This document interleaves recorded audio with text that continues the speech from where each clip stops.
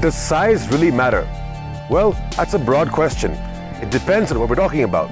Well, today we're talking about motorbikes. So, does size really matter? The motorcycle market has really evolved in the past decade or so. Back in the day, you would only get sub 200cc motorcycles or really premium sports bike and cruisers. Yes, that is true. Royal Enfield were the ones who only offered mid-segment bikes in the 350cc and 500cc segments. Well, a lot has changed since then. The adventure motorcycle segment has really gained a lot of popularity over the past few years. You have pretty much every manufacturer trying to get into that space. While you have a lot of big burly machines out there, it's only been in the last few years where the mid-segment for adventure bikes has really heated up. And that's actually a good thing, because for people who wanted to upgrade to bigger bikes, there wasn't that many options. Today though, there's plenty to choose from. A lot of people also can't afford big ADVs, and that's where these mid-segment ADVs come into play. It allows people to upgrade very easily and won't break your bank. Now there's a lot more to the mid-size segment than meets the eye. These motorcycles are just ideal for Indian conditions. You can extract full potential of the motorcycle. They're not very difficult to manage on the road or off it, and at the same time they're very easy to maintain. Today we're taking two of the newest mid-segment ADVs, and we're going to see if these smaller bikes are just as good, if not better, than the big burly bikes out there.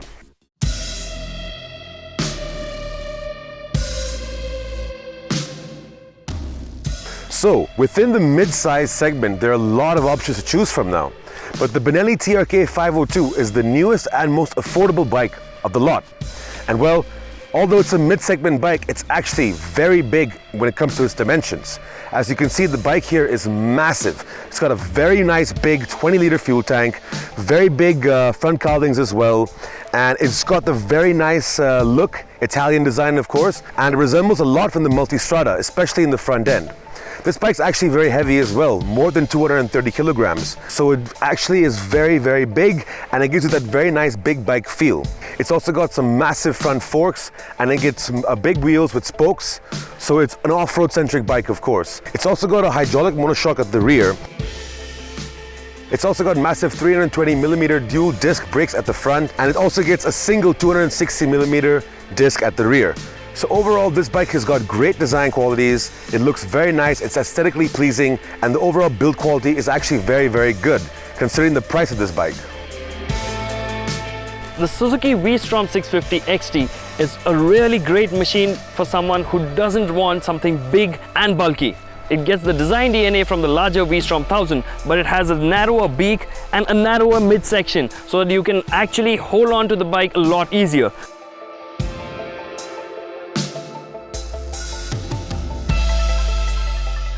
It has this massive 20-liter tank, but it doesn't feel as big or bulky as some of the other motorcycles in the segment. It also has a nice and wide seat, the handlebars are well within reach, it gives a nice riding posture so that you can ride for long hours without a stretch.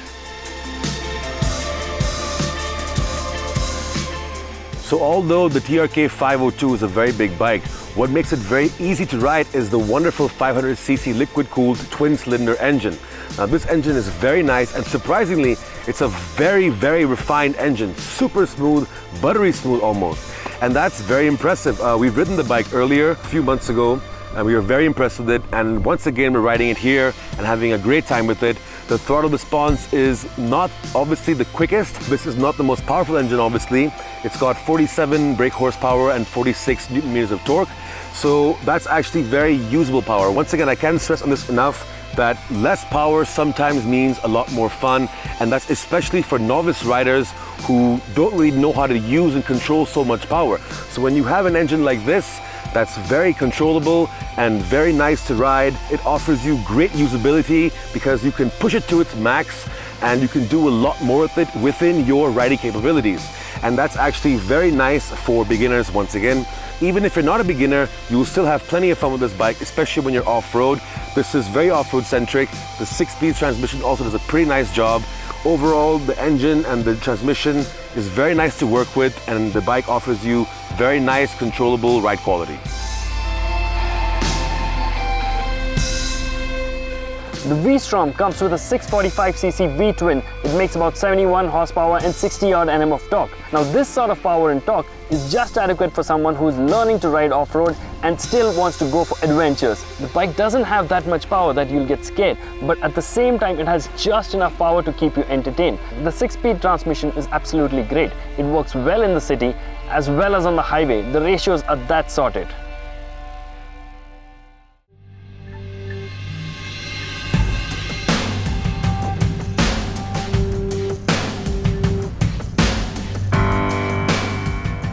So the thing about adventure bikes is that they have to be very versatile, and the TRK obviously provides that. This 502X is the off-road centric version of the bike, and it's got a lot of added accessories on it that are actually stock, and that makes it a lot more off-road capable. It's got the nice crash guard, the engine guard, the sump guard, it's got these knuckle guards, and it overall, offers you great off-road capabilities. We've been riding it around some dirt roads and some rocky patches, and it's been very nice. The suspension is very nice as well. Overall, we're loving the way this bike performs. It actually does a lot more than we expected, considering the price and the overall build of this bike, even though it is heavy.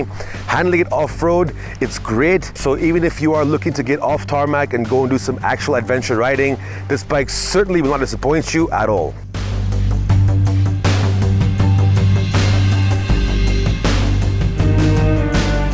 The V-Strom 650 is an extremely versatile machine. Although it is a little more road focused, it does do off-roading pretty well too, especially for newbies. It's a good motorcycle to learn on. It doesn't weigh as much, it can handle well, and at the same time it can comfortably do long distances. In the segment you also have the Kawasaki vs 650. It's a slightly older machine and doesn't have as much equipment. Nonetheless, if you're in the market for mid-size ADVs, you can opt for either of these motorcycles.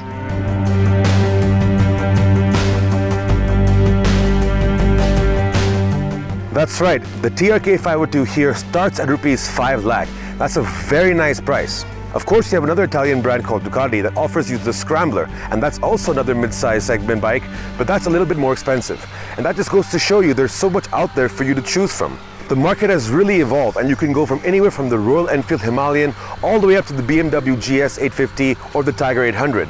Those bikes are obviously more expensive and will cost you much more, but they're still a lot more fun than their bigger brethren.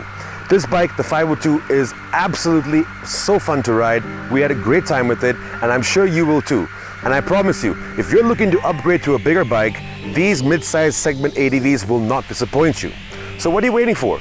Go out there and choose your ride.